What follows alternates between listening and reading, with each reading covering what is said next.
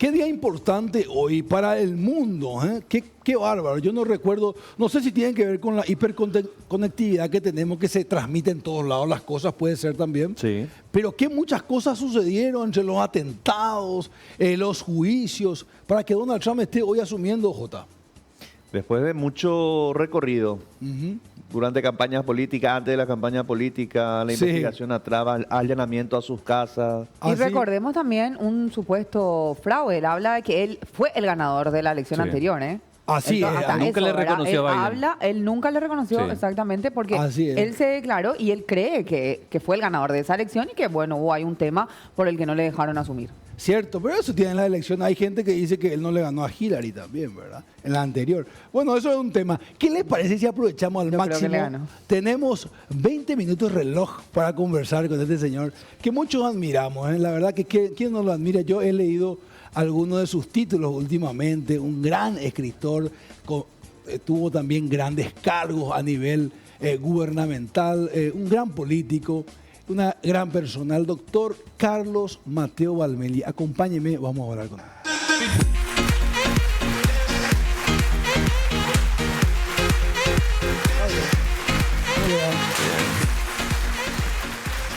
Buen día, bienvenido. Buenos días, América. Estamos al aire. Bueno, muchas gracias por la introducción. Creo que necesaria posiblemente y exagerada. No, claro que sí. Yo tuve la oportunidad de escucharle hace no mucho en una charla de Dende y me quedé muy, muy grato. Bueno, muchas Muy gracias. grato. Doctor, un día histórico, día 20 de enero, por fin se dará, porque es aproximadamente a la 1 de la tarde de nuestro país, la asunción de Donald Trump. Bueno, la verdad que una vez me preguntaron, hace mucho tiempo, un amigo mío me preguntó, es que va a ser una fecha histórica. Yo tenía que asumir la presidencia del Congreso y tomar el juramento a Nicanor y a Castiglioni.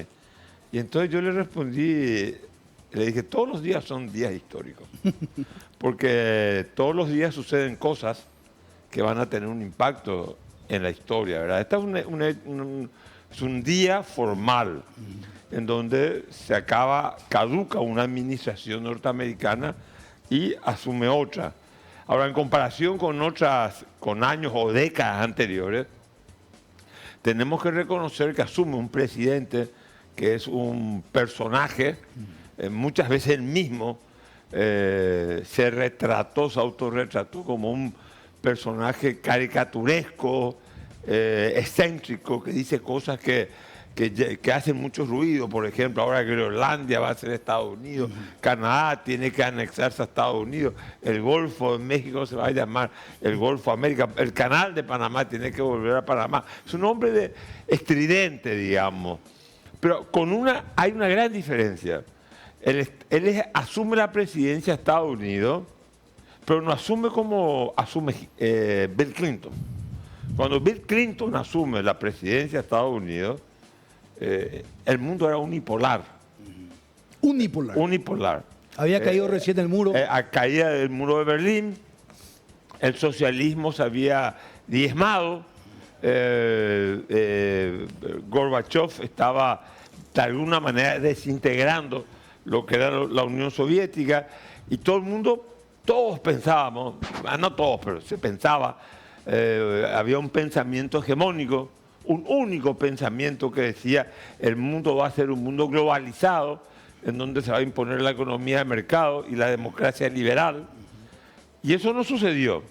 Hoy estamos con un Trump que asume la presidencia en un mundo, en una poliarquía, en un mundo multipolar, en donde hay otros liderazgos, China, en donde el desarrollo del mundo no fue un mundo lineal, en donde se impuso la economía de mercado y la democracia liberal, todo lo contrario. Hoy tenemos 3 modelos, yo creo, en competencia. El modelo norteamericano, que es un capitalismo con valores conservadores y libertad. El modelo de China continental, que es economía de mercado, con centralismo y autoritarismo político. Y tenemos el modelo europeo, que va a ser el que más cuestionado va a estar, en donde es el estado de bienestar, con una Europa marginal en el mundo. Entonces, no asume el país el liderazgo un presidente que va de un poder hegemónico, que excluye a los otros competidores. En el año 90 China no era lo que hoy en día es. Sin embargo, las proyecciones dicen lo siguiente. Hoy el Producto Interno Bruto de China continental se asemeja al de Estados Unidos. En 14 años, según algunas proyecciones, o en 20, 30 años, el Producto Interno chino va a ser 24% del Producto Interno Mundial y el americano va a ser 14%. Ahora, ¿cómo Trump o los Estados Unidos van a conservar su liderazgo o su presencia militar planetaria? Estados Unidos es el único país que tiene una presencia militar planetaria en toda la Tierra. ¿Cómo lo van a mantener? ¿A qué costo? Con una economía menor. Entonces yo creo que el mundo es un mundo que va hacia otras perspectivas. Trump será un personaje muy importante, pero Estados Unidos no tiene la gravitación que tenía en la década del 90, en el año 2000, o cuando asume Obama en el 2008, o cuando asume el George Bush padre, que era la caída total, el desmembramiento del mundo socialista. Entonces yo creo que hay que mirar el mundo en perspectiva. ¿Y la TAM dónde entra ahí, doctor? La TAM. No, el continente latinoamericano, yo creo que el eje central, en primer lugar hay que destacar algo. La geopolítica, que todos pensábamos que la geopolítica estaba caduca, bueno, por el nazismo, después durante la Segunda Guerra, antes de la Segunda Guerra Mundial, antes de la Primera Guerra Mundial se desarrolló una ciencia que se llama la geopolítica, la geografía y la política juntas. Los países, sus necesidades geográficas. El mundo europeo tenía también sus colonias diferentes. ¿Usted estudió en Alemania? Yo estudié en Alemania. Yo leí su biografía, sí. Entonces, la geopolítica tenía una fuerza. Y después cuando viene el triunfo, la caída, o sea, el triunfo de la democracia, se organiza un mundo liberal con instituciones especialmente fomentadas por los Estados Unidos de Norteamérica para tratar de estabilizar el mundo. Pero hoy en día vemos que la globalización está cediendo antes de las pretensiones geopolíticas. ¿Qué es lo primero que dice Trump? Un discurso redentista, de volver a recuperar. No, Groenlandia tiene que ser norteamericana. Canadá tiene que juntarse, anexarse a Estados Unidos. El Golfo de México se llama Golfo de América. Y Panamá fue la peor cosa que hizo Jimmy Carter. Entonces hay un discurso redentista por parte de los Estados Unidos. O sea, el MAGA en sí. No hay una geopolítica, no los intereses geopolíticos. ¿Cuál va a ser el eje central de la política exterior norteamericana? América Latina no, para nada. El Pacífico. ¿Dónde está el crecimiento económico? ¿Quiénes están desafiando la economía, la tecnología norteamericana? China, Vietnam, Japón. Japón y Corea son aliados de Estados Unidos. Lo que te quiero decir es que el mundo se está configurando de otra manera. ¿Cuál va a ser el eje central del mundo? El Pacífico. Segundo, el Medio Oriente, porque ahí hay conflicto militar y está Israel y el lobby judío en Washington es de fundamental importancia. Y Ucrania, la guerra se va a terminar, va a ganar Rusia, como se sabía de entrada que Rusia iba a ganar, y posiblemente Putin saque una tajada de esta guerra que le costó tanto al mundo y que fue una guerra, desde mi punto de vista, un cálculo equivocado de la política exterior norteamericana, en donde se demostró el declive de Europa como potencia mundial. A través de la OTAN, ¿verdad? Porque intervino a través de la OTAN. Ahí, doctor, le quiero preguntar dos cosas. Son varias, ¿verdad? Y ya entramos a Paraguay con Estados Unidos. Respecto a... Vemos de acá desde el Paraguay la política o la ideología demócrata en cuanto al partido, me refiero, de los Estados Unidos, versus estos republicanos de ahora, ¿verdad? Y uno parece que ve política bastante antagónica ideológicamente. Pareciera ser que uno ve el mundo dividido entre soberanistas y globalistas, o globalismo en términos ideológicos. Y ahí tenemos todas estas figuras como Milei, Trump, Musk, que está ahora ahí cerca de Trump. Le tenemos a Meloni en Italia, Le Pen un poquito ahí cerca en Francia. ¿Qué usted ve de esto? ¿Esto es realmente así o a la hora de los dólares son todo lo mismo? No, en primer lugar hay temas, debates en la agenda que van a pasar a un segundo orden, que nunca quizás tuvieron que nunca incidieron tampoco en la política, en el sistema interestatal. El sistema interestatal siempre se rigió con la escuela yo creo, del realismo político. Los estados conocen intereses, no principios. Y eso viene desde Tucídides, en la guerra de Peloponeso, 300 años antes de Cristo. No hay nada inventado en la tierra. No se inventa nada nuevo, las cosas se redefinen, se repiensan. Igual que la música, siempre vamos a escuchar que hacen remake de la música. Entonces yo creo que los debates de identidad colectiva, el colectivo gay, eso va a pasar a segundo orden y va a ser una cuestión doméstica. Ahora bien, algunos presumían, yo creo con ingenuidad, que la arquitectura del mundo global se iba a construir negando la existencia del Estado-Nación. Estado-Nación. El Estado-Nación. Hubieron algunos que hasta llegaron a escribir el eclipse del Estado-Nación, como que los procesos globales iban a eclipsar el Estado-Nación, como que el Estado-Nación era una instancia político, militar e institucional en vías de extinción. Y algunos ahí se entusiasmaron mucho con lo que se llamó globalismo.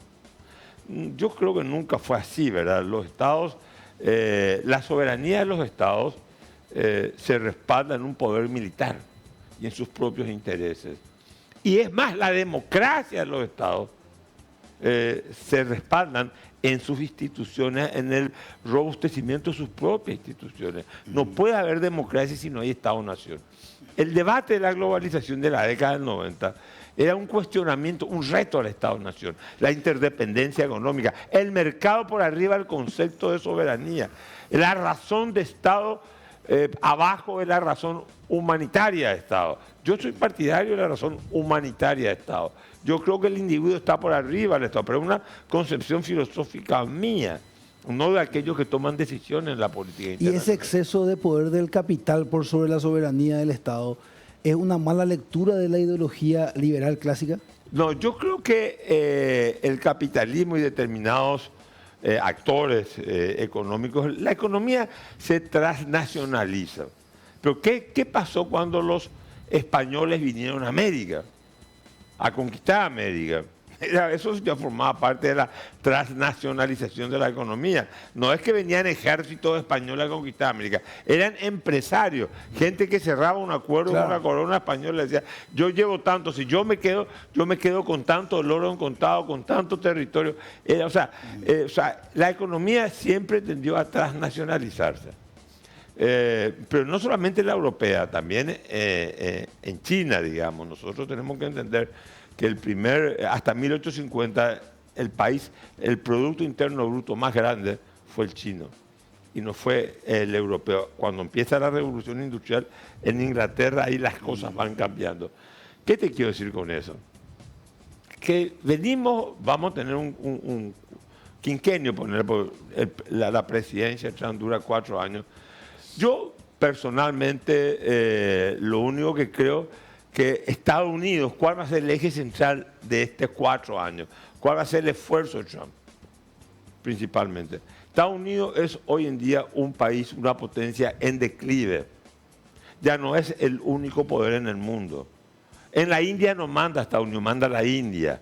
En Pakistán manda Pakistán. O sea, esa poliarquía significa que existen poderes regionales que pueden cuestionar, ya el poder planetario norteamericano ya no aguanta para mantener una presencia en todo el planeta. ¿Qué van a hacer los norteamericanos? ¿Qué va a hacer Trump? ¿Va a priorizar el problema doméstico norteamericano, en donde hay infraestructuras obsoletas, en donde hay problemas sociales de criminalidad, en donde hay... Vos fijate que vos tenés 330, 340, 350 millones de habitantes en Estados Unidos y en China tenés 1.400 millones. Porque ese va a ser el eje central del debate. Trump dice, yo voy a ponerle tarifas a lo que se importe de Canadá. El tratado que firmó Bill Clinton lo voy a... ¿Por qué razón El NAFTA, dice? o sea, él ignoraría el NAFTA. Él dice, claro, pero ¿cuál es el que dicen los canadienses? Claro, él quiere anexarse, que Canadá forme parte de un Estado de la Unión. Claro, porque según él va a ponerle 25% de impuestos a lo que se importa de Canadá. Pero eso va a provocar inflación en Estados Unidos, porque lo que los norteamericanos importen de Canadá va a tener 25% de impuestos más. Y lo de China también, doctor. A China China va a también tener piensa 40, imponerle, 60, claro. 60. Supuestamente sería solo para aquellos servicios, para aquellos productos que no tienen un sustituto muy fuerte, ¿verdad? O que son producidos en Estados Unidos, porque como él quiere hacer América grande de vuelta, él no quiere establecer esta competencia. Si tiene que elegir un producto americano, lo va a hacer. Y un producto chino, no, ¿verdad? Pero de todas maneras... Con esto hay como un decrecimiento en la economía de China en estos últimos meses, entonces como que no sé todavía cómo esto impactaría. No, la economía de China, lo que pasa es que muchas veces uno no quiere ver la realidad. La economía de China es una economía que en 1900, cuando Deng Xiaoping asume la presidencia y hace las reformas económicas, vamos a poner una fecha, 1980, 2010, 2020. China sacó de la extrema pobreza a 800 millones de chinos. O sea, y el tamaño de la economía de China se asemeja hoy a la norteamericana en 40 años, sin haber derramado una gota de sangre, sin haber tenido una intervención militar o una actitud de querer colonizar otro país. Y con esto no estoy haciendo una apología de China. Yo soy un hombre que creo que nosotros los paraguayos tenemos que mantener las relaciones con Taiwán. Lo que creo nomás que estamos viendo el panorama mundial y nosotros lo que no podemos tener es informaciones sesgadas. Nosotros creemos que no, China crece porque tiene mano de obra barata. No, China ya no tiene mano de obra barata. Si la economía paraguaya crece, nos vamos a dar cuenta de dos fenómenos: que la población se va a estancar porque la mujer va a querer trabajar y no tener hijos, y nos vamos a dar cuenta que los ingresos van a aumentar y va a haber más paraguayos en la clase media. Esos son resultados inmediatos de un proceso de modernización. Apasionante este tema realmente, doctor. Diego Martínez. Doctor, gracias por acompañarnos. Tengo una sola pregunta. Sí, dos si querés, Daniel. Me encanta. Doctor, a ver, los latinoamericanos, legales e ilegales, a partir de hoy en adelante con Donald Trump, ¿qué futuro les depara en Estados Unidos? Bueno, mira, yo creo que, creo Claudia, le escuchaba al empezar el programa, que Trump quiere ser un presidente muy ejecutivo, y acá Salema le decía, no, me gusta más la meditación, pero él va a anunciar una serie de medidas. Yo no sé cuáles son esas medidas, pero él ya nos hablaba en su primer periodo que iba a construir un muro para que nadie pase. Al final el muro no se construyó. Decía, y el muro lo van a pagar los mexicanos. No sucedió eso. Trump es un hombre de grandes declaraciones. Y algunos dicen, no, ese es su estilo. Él se hace el duro, negocia, habla y después se sienta y es más flexible a la hora de negociación. Yo no sé si él aprendió mucho de su primer periodo presidencial, en donde, digamos, de alguna manera perdió las elecciones y salió aplazado. Si no hubiera sido reelecto inmediatamente. La verdad que creo que es el segundo presidente americano que espera un periodo para volver de nuevo a la Casa Blanca. Es un síntoma revelador. Y es la primera vez que él, pues en aquella vez que se presentó con Hillary Clinton, en el voto popular le ganó Hillary Clinton. Le gana en el colegio electoral, pero ahora ganó en el voto popular y en el colegio electoral por una gran diferencia. Veamos qué hace, veamos qué prioridades hace.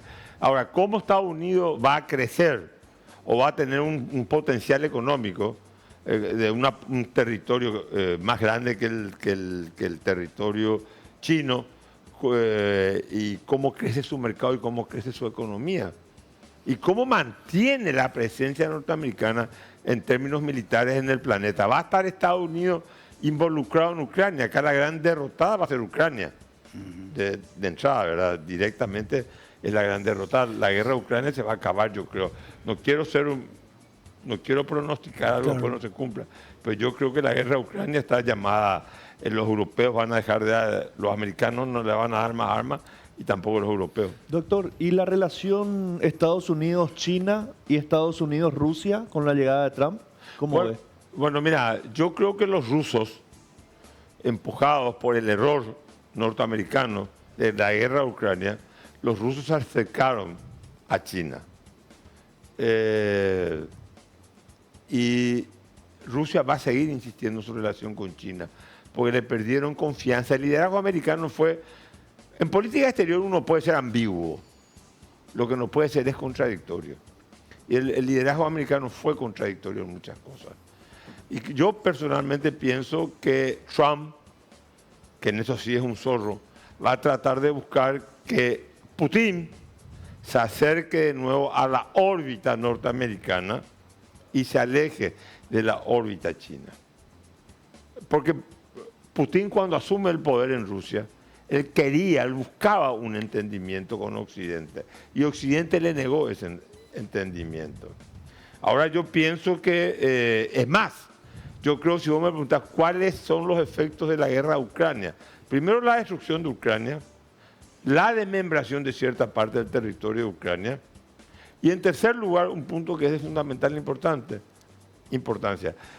Si no había guerra, Rusia y Alemania iban a seguir en un proceso de integración económica y política. Y ese entendimiento ruso-alemán significaba el conocimiento, la ciencia alemana con las materias primas rusas. Entonces ahí se iba a generar un nuevo eje que podía mantener el protagonismo europeo en el mundo, con el liderazgo alemán y el liderazgo ruso. Porque ¿qué sucede con Rusia? Que los europeos o los occidentales ven que Rusia no es occidental, y Rusia es occidental. 7 millones de kilómetros cuadrados geográficamente pertenecen a Europa. Tienen una religión, son cristianos, ortodoxos como nosotros. Católicos. No, son ortodoxos. Y hablan un idioma también, digamos, eslavo, ¿cierto? Pero digamos que se escribe. O sea, tienen una cultura, Dostoyevsky, Tolstoy, filósofos, físicos nucleares, tienen el mismo pensamiento que digamos que un alemán, que un francés. Entonces ese es el problema con Rusia. Rusia nunca ha sido percibida como parte de Europa. Y Rusia siempre ha sido invadida. Fue invadida por Napoleón, fue invadida por Hitler. Entonces, vamos a ver cómo se configura el mundo ahora. Y vamos a ver qué capacidad tiene Trump. Trump habla mucho, pero imponer todo lo que él dice en la realidad demanda una capacidad política, económica y militar que yo no sé si hoy Estados Unidos la tiene en el mundo. Yo no sé si los chinos están tan preocupados como hubieran estado en la época de Clinton, donde sí el mundo era unipolar. Los chinos hoy es un país que tiene una gran musculatura económica, han invertido muchísimo en infraestructura. Es cuestión de ver en 40 años lo que se invirtió en infraestructura en China, en tecnología, en todo. Ahí, doctor, hablando un poquito de lo que tiene que ver con... hablamos un poquito de Paraguay. Hablemos un poquito de Paraguay. ¿Qué es lo que Paraguay tiene para ofrecerle a los Estados Unidos? Porque finalmente en este juego uno tiene que saber qué cartas tiene que le interesa al otro. Eso se trata, usted bien decía, que los estados buscan intereses, ¿verdad? Que así se maneja el mundo desde antes de Cristo incluso, ¿verdad?